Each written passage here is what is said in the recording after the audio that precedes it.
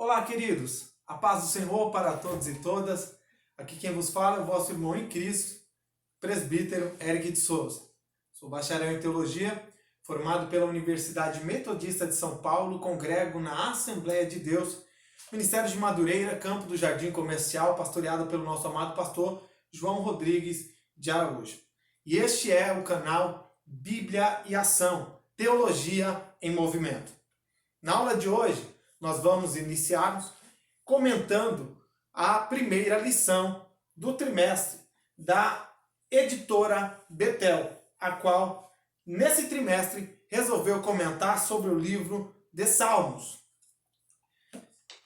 Como comentarista da lição, foi apresentado o pastor Adriel Gonçalves do Nascimento.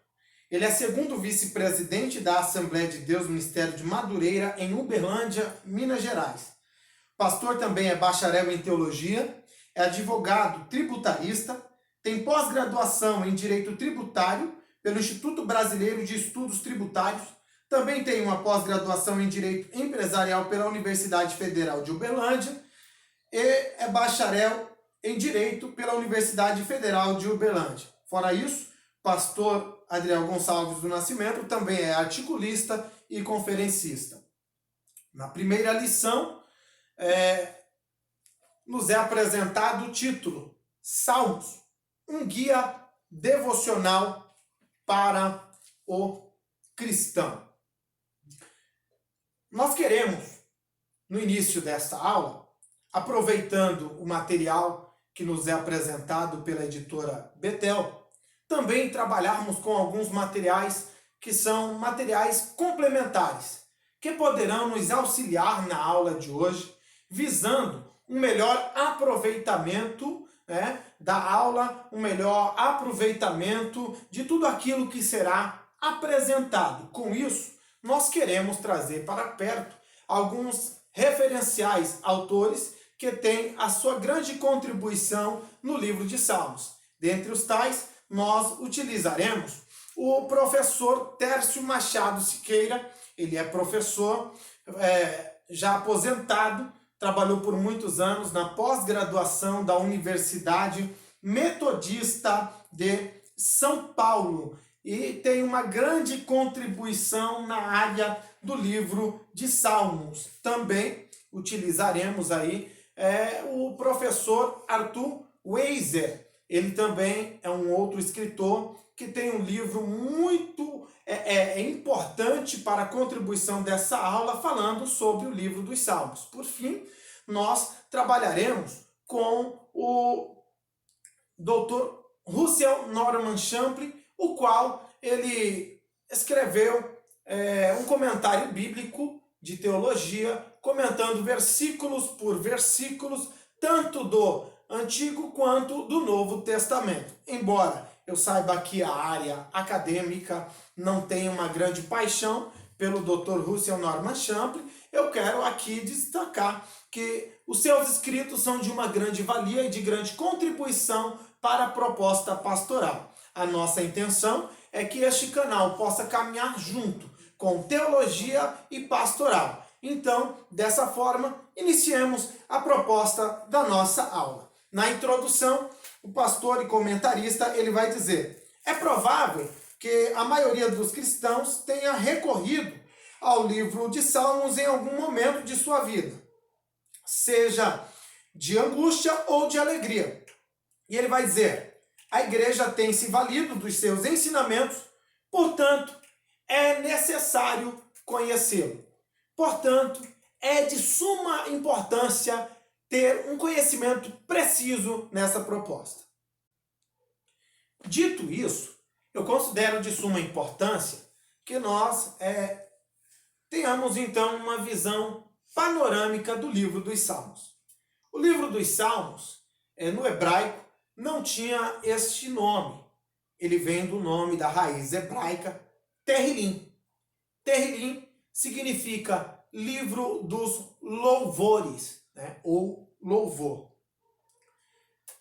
Contudo, alguns comentaristas, ao olhar para o livro dos Salmos, preferem chamá-lo de Mismor, que o professor Técio vai destacar a nós dizendo que a palavra mismor significa tocar instrumento musical e cantar louvores. Essa palavra, ela supõe um acompanhamento musical e que se traduz muito bem com a nossa palavra salmos. A primeira pergunta que surge então para a nossa aula é a seguinte: se no hebraico o livro era conhecido como livro dos louvores e nossa Bíblia a traduziu como livro dos salmos, de onde surgiu então essa evolução ou essa mudança? Essa mudança, ela surgiu a partir da Septuaginta. A Septuaginta, que é aquela versão grega da Bíblia hebraica, escrita na cidade de Alexandria, no século III a.C. Esta versão da Septuaginta é a versão que foi utilizada por nosso Senhor Jesus Cristo no momento em que ele se encarnou e teve todo o seu ministério desenvolvido na terra. Diante disso, o comentarista da lição, ele vai dizer a nós o seguinte, que no livro dos Salmos nós encontramos a enunciação de diversos sentimentos, tais como alegria e tristeza, desejo de intimidade e proteção do Senhor e exaltação dos seus feitos. Ou seja, o que nós estamos querendo destacar, e que é essa a grande contribuição do comentarista da lição, é mostrar para nós que o livro dos Salmos apresenta para nós uma série de gêneros literários.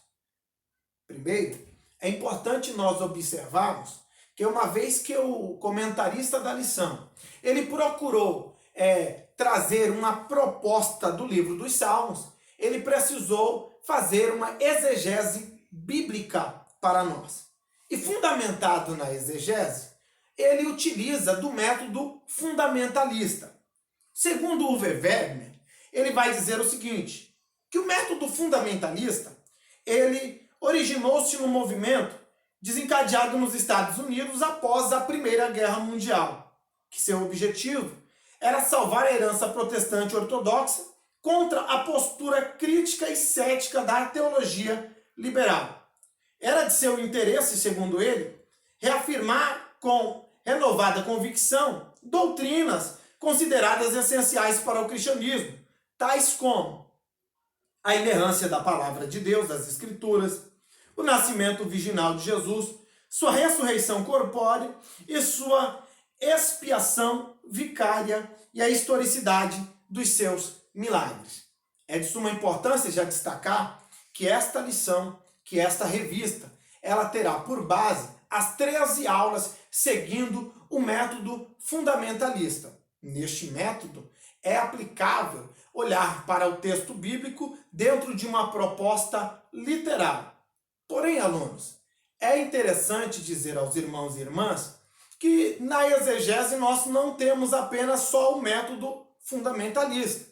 Também nos é apresentado o método estruturalista, o qual olha para o texto bíblico procurando visar algumas estruturas que existem no meio do texto que fora construído.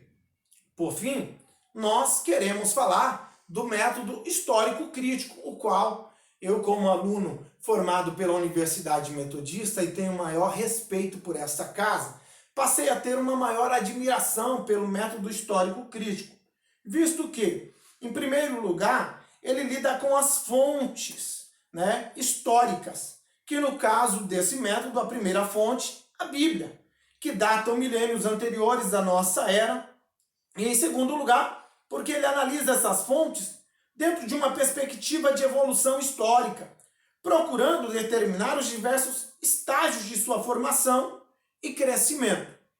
É crítico porque, no sentido de que necessita emitir uma série de juízos sobre as fontes.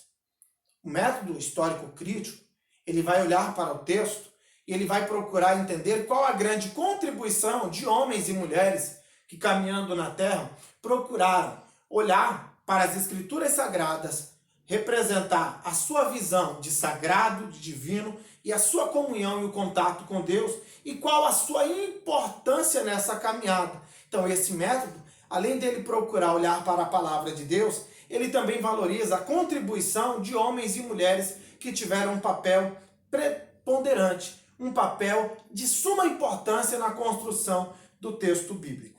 Dito isso, é de suma importância destacar aos irmãos e irmãs que o livro dos Salmos, ele é composto por 150 salmos. Perceba que eu não utilizo a palavra capítulo e também não vou utilizar a palavra versículo. Isso porque nós estamos falando de livros poéticos. Mas esse assunto eu vou deixar para nós tratarmos no segundo tópico da lição, em que o comentarista tem o desejo de tratar esse assunto com maior atenção. Sobretudo, é interessante destacar que dentre os 150 salmos que há na Bíblia, nós não temos um único livro. Dentre os 150 salmos, nós encontramos ao menos 5 livros dentro de 150 salmos. Como se dá a sua divisão? No primeiro livro, nós podemos classificá-lo, defini-lo, a partir do Salmo 1 ao Salmo de número 41. Este é o primeiro livro de Salmos. No segundo livro, nós vamos encontrar a partir do Salmo 42 ao Salmo de número 72. No terceiro livro, nós vamos encontrar o Salmo 73 ao Salmo de número 89. No quarto livro, nós vamos trabalhar a partir do Salmo 90 ao Salmo de número 106. Por fim, o quinto e último livro, do Salmo 107 ao Salmo de número 150. Dito isso, queremos destacar que dentre os 150 salmos, nós encontramos 5 livros, o qual acabaram de ser definidos para nós. Olhando para o texto e a contribuição do comentarista da lição, uma vez que ele vai destacar dizendo que no livro dos Salmos nós encontramos uma mistura de sentimentos, como alegria, tristeza, desejo de intimidade, proteção do Senhor e aí sucessivamente outras coisas, nós podemos dizer que ele queria destacar com isso os principais gêneros literários que nós encontramos no livro dos Salmos. Nós vamos encontrar vários tipos, vários gêneros literários dentre os seus 150 salmos. Por exemplo, nós encontramos gêneros literários como cânticos de confiança. Alguns salmos que, ao olharmos para ele, o cerne do salmo, a sua proposta é destacar a confiança, cânticos de confiança. Um bom exemplo para nós, quando destacamos o cântico de confiança, é olharmos para o tão conhecido Salmo de número 23, o qual diz: o Senhor é o meu pastor, ponto vírgula, nada me faltará. É um salmo que, dentro do seu gênero literário, destaca a proposta do cântico de confiança. Também teríamos outros salmos destacando cânticos de confiança. Mas, fora ele, nós temos salmos de ação de graça. E nós poderíamos destacar o Salmo de número 107, e que você, com maior tempo em casa, vá dando uma olhada e acompanhando esses textos para que você possa ter um maior conhecimento preciso. Temos o terceiro gênero literário, o qual é conhecido chamando de hinos de louvor. Que hinos de louvor, nós temos vários salmos destacados como hinos de louvor. Há um autor chamado Ivo Storniolo, o qual vai definir hinos de louvor a partir do Salmo de número 8, o Salmo de número 19, o Salmo de número 29, o Salmo 33, o Salmo 46 e 48, o Salmo de número 76, o Salmo de número 84 e 87, o Salmo 93, o Salmo 96 a 100, o Salmo de número 103 a 106, o Salmo de número 113 a 114, o Salmo de número 117, 125, o Salmo 135, 136 e, por fim, os Salmos de número 145 a 150. Destacam hinos de louvor, quando você olha para a sua letra, quando você olha para a narrativa desses salmos, vocês vão encontrar hinos de louvor a Deus. Também encontraremos salmos de lamentação, né? Que, segundo um dos nossos referenciais teóricos, o autor, ele vai dizer o seguinte, que os salmos de lamentações, eles representam a maior totalidade no que há na Bíblia, no que tange aos salmos. São os salmos de lamentações, eles têm um maior número de composições dentre os 150 salmos. Eu queria apenas destacar alguns: o salmo de número 7, o salmo de número 17, o salmo 26, o salmo 9 e 10, o salmo 22, 44. Teremos também salmos de lamentações coletivas, né, que representa o todo de uma nação, que representa o todo de um povo. Então, os salmos de lamentações coletiva pode se dar do Salmo 12, o 44, o 60, o 74, o 79, o Salmo de número 80, 85, 106, 123, 129 e 137. Ambos são salmos de lamentações coletiva. Temos salmos de lamentação individual, como, por exemplo, o Salmo de número 3, o Salmo 5 ao 7, Salmo 13, 17, Salmo de número 22, 25, 26, 28, o Salmo de número 31, 35, 38, 42, 43, Salmo de número 51, que é um dos salmos mais conhecidos da Bíblia Sagrada, que é aquele salmo em que, após Davi haver pecado contra Deus e ser confrontado pelo profeta Natã, vai se arrepender, e no seu arrependimento ele faz um dos seus mais belos salmos, uma das mais belas expressões que há na Bíblia de arrependimento, dizendo: Senhor, não retira de mim o teu espírito, torna-me a dar a alegria da sua salvação. Alguém que está em contrito, alguém que está com o espírito quebrantado e que depende de Deus, e por isso vai fazer uma letra, uma canção, um salmo de lamento, suplicando a Deus para que Deus pudesse perdoá-lo. Nós vamos encontrar o Salmo 54, 57, 59, 63, 64, Salmo de número 69, 71, 77, 86, 102, Salmo 120, 130, 140 e 143. Nós estamos falando sobre alguns dos principais gêneros literários que nós encontramos no livro dos Salmos, e essa base nós tiramos do professor Tércio, né, que ele vai nos dar esse referencial e essa ajuda. Sobretudo, nós destacamos aqui também a grande contribuição do Dr. Champlin. E ele vai dizer a nós que nós encontramos muitos outros gêneros literários ou classificações, como ele define o livro dos Salmos. Ele vai dizer: nós encontramos salmos de lamentações, que são a grande maioria em que nós encontramos na Bíblia Sagrada, nós já vimos falado. Nós vamos encontrar salmos de majestade, né?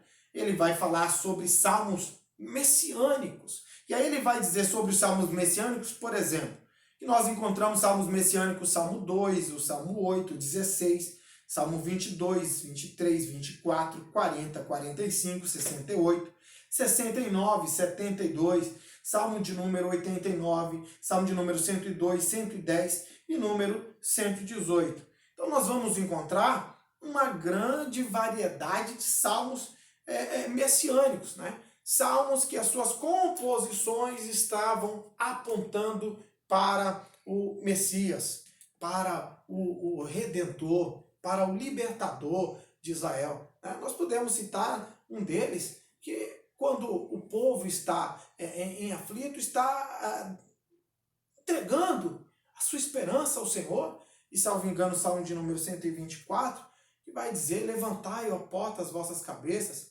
levantai-vos, ó portais eternos, e recebei o Rei da Glória. Para que entre o Rei da Glória? Quem é este, o Rei da Glória? Né? Então é um salmo messiânico, aponta para a figura daquele que haveria de vir. Né? Nós temos que olhar que os salmos, eles estão antes do Cristo. Então, portanto, os salmos messiânicos retrata uma esperança de um povo que espera a libertação do Cristo. Muito embora a grande coletânea dos Salmos vão ser construídos ainda antes do cativeiro, mas nós temos salmos que serão escritos depois do cativeiro. E aí, a grande demanda dos salmos messiânicos, e essa proposta do Messias, ela vai ser instaurada a partir dessa proposta de cativeiro, que o povo passa a ter uma esperança e uma espera no Messias, né? Uma vez que após o ano 587, quando Jerusalém, o templo é destruído, o povo é levado cativo para a Babilônia, eu estou falando 587 a.C., não houve mais rei em Israel. Então o povo está colocando a sua esperança de fato no Messias. Ele vai dizer também sobre salmos de sabedoria, né? Ou conhecidos como salmos sapienciais, né? E o que seriam os salmos sapienciais? Por exemplo, os salmos de sabedoria, o Dr. Russell Norman Champlin, ele vai destacar o Salmo 1, 19, o 36, o 37, o 49, 73, o 91, 96, 97, 112, 119, 127, 128, 133 e assim sucessivamente. Por exemplo, o que seria o Salmo sapiencial ou um Salmo de sabedoria? Vai destacar o Salmo de número 1, né, que vai dizer ali, o Salmo tão conhecido na Bíblia: bem-aventurado é o varão que não anda segundo o conselho dos ímpios, não se detém no caminho dos pecadores, não se assenta na roda dos escarnecedores, antes tem o seu prazer na lei do Senhor e na sua lei medita de dia e de noite. Ou seja, é um salmo que tem uma proposta didática, né? É um salmo que tem uma proposta de ensinar alguma coisa, de passar algo para quem está olhando, né? A própria Bíblia vai dizer que na multidão dos conselhos, a sabedoria. Os salmos sapienciais de fato um conselho, né? É estar olhando para alguém, está dando um conselho que vá ajudar essa pessoa numa maior posição. Nós vamos encontrar uma série de outros. Ele vai falar sobre cânticos de Sião, louvor à lei. Ele vai falar sobre orações implorando vitória. Ele destaca o Salmo de número 20. Por fim, ele fala dos salmos de doxologia, né, que é o Salmo 117, segundo o Dr. Champlin, e o Salmo 150. O que seria salmo de doxologia?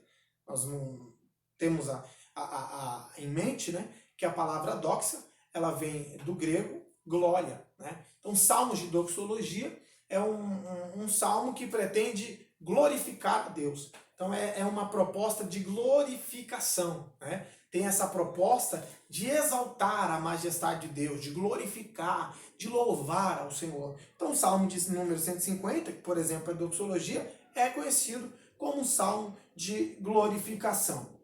Vamos caminhar então, uma vez que você que está ouvindo esta aula, vendo também, já tem uma boa visão panorâmica, e vamos voltar um pouquinho para a lição. Por exemplo, voltando para a lição, no tópico 1.2, o comentarista da lição, em um dado momento, ele vai dizer o seguinte, usando um referencial teórico, que é o Gerald Wilson, ele vai dizer que, sobre o livro, ele começa com um salmo que exalta a relevância da meditação da palavra de Deus, que é o salmo de número 1, e encerra com uma exortação a todos para louvar ao Senhor, que é o salmo de número 150. E aí o que o comentarista, qual é a grande sacada do comentarista, que isso eu acho de suma importância? Ele vai dizer assim, a vida deve ser vivida, pautada na palavra de Deus e para a glória de Deus. Então, em tempos de insegurança, em tempos de tantas incertezas, em tempos em que o medo quer tomar posse da nação, a vida do cristão, ela está pautada na palavra de Deus. Nós estamos vivendo esse surto do coronavírus que está assolando o mundo inteiro, né? Pessoas desesperadas, pessoas com medo, pessoas aflitas. Mas a palavra de Deus, e essa grande sacada que eu quero destacar aqui do comentarista, quer dizer, olha, a vida do cristão ela é pautada na palavra de Deus. E é pautada para a glória de Deus. Então a palavra de Deus, ela nos dá certeza de que no mundo nós passaríamos por aflições. Mas o próprio Senhor Jesus Cristo vai nos dizer: tende bom ânimo. Tenha bom ânimo. Irmão e irmã, não desanime. Não se desespere. Não levanta a bandeira branca. Não jogue a toalha da mesa. Levanta a cabeça. Sacode a poeira, dá a volta por cima. O Senhor nos deu essa certeza. E a certeza maior que Ele nos deu é de que Ele estaria conosco todos os dias até a consumação do século. Então, nesse tempo de incerteza, de falta de paz, de medo, de insegurança, nós temos uma certeza. Ao olharmos para a palavra de Deus ela nos afirma que nós temos a presença do Senhor constante conosco, todos os dias, até a consumação do século. Caminhando, no tópico 1.3, o comentarista da lição ele vai trabalhar falando sobre autores, né? E ao destacar a proposta dos autores, né, ele vai falar que é de importante ressaltar que nem todos os salmos é de autoria de Davi. Por ser o mais conhecido, é atribuído a ele um número de 73 salmos. Só que, dentre os 150 salmos que há na Bíblia, a tradição da igreja, né, define para Davi cerca de 73. Eu fiz algumas anotações aqui de suma importância. Por exemplo, segundo a tradição da igreja, 73 salmos são de autoria de Davi. 2 salmos são da autoria de Salomão. O Salmo 90 é de Moisés. O Salmo 12, 12 salmos, né, de Asaf. 11 salmos pertencem aos filhos de Coré. O Salmo 88 de Emã, né, pertence a Emã. O Salmo 89 a Etã. Ou seja, então nós temos aquela grande dito comum entre todos que diz que salmos são de Davi. Com essa aula, nós já temos um esclarecimento preciso de que a tradição da igreja vai considerar apenas 73 para Davi. Quanto aos outros, existem outros autores e alguns salmos que são de autores anônimos. Eu queria só destacar algo para vocês aqui nessa aula, de suma importância, para vocês notarem a grande importância. Por exemplo, você que está com a sua Bíblia aberta aí, eu te convido a abrir a Bíblia no Salmo de número 72. E o Salmo de número 72, lá no início, né, vai dizer Salmo de Salomão. Então, automaticamente o leitor já entende que o Salmo de número 72, pelo cabeçalho, está dizendo: esse salmo pertence a Salomão. Mas olha que fato curioso. Olha que curiosidade importante para destacar para vocês, e eu te convido aí, professor e professora de escola bíblica, que leve essa curiosidade para seu aluno ou sua aluna em sala de aula, no meio da igreja. Por exemplo, no verso de número 20, está escrito assim: findam as orações de Davi, filho de Jessé. Peraí, lá no cabeçalho, o cabeçalho está informando, Salmo de número 72 é de Salomão. Mas no seu último verso, né, que é o verso de número 20, está dizendo: findam as orações de Davi. E a grande pergunta que surge é: de quem é o salmo? De Salomão ou de Davi? E aí, nós temos então, mais uma vez, que recorrer para alguns referenciais teóricos que têm nos ajudado nessa aula. E o professor Tércio, ele vai dizer para nós que quando você olha para o texto sagrado na sua língua materna, no hebraico, e ao ler na sua língua original, você consegue ter uma maior definição e precisão, uma vez que você tem esse contato direto, né, com a língua original, coisas que a tradução ela perde essa riqueza. E aí ele vai dizer o seguinte, que no cabeçalho dos salmos existe uma palavra que, destacando ela, é lê Davi, lê Salomão, e assim sucessivamente. O que ele vai dizer? Que essa palavra lê Davi, lê Salomão, no hebraico, né, o lamed, que é o correspondente pelo L do nosso português, né, da língua portuguesa, ele acompanhado antes de um substantivo, ele é traduzido como para Davi, né? Porém, os tradutores da Bíblia Sagrada, por exemplo, João Ferreira de Almeida, ele traduz como de Davi. Por quê? Porque o Lê Davi ele pode ser tanto traduzido como para, como também de. Diante disso, alguns salmos que nós dizemos, este salmo é de Davi, este salmo é de Salomão, este salmo é de fulano, é de Beltrano. Pode ser que o salmo não partiu da sua pena, né? Mas que alguém, ao fazer, o ofereceu a Davi, a Salomão ou alguma pessoa, dada a sua grande contribuição, dada a sua grande relevância no meio do povo de Deus. Por exemplo, eu falei no vídeo de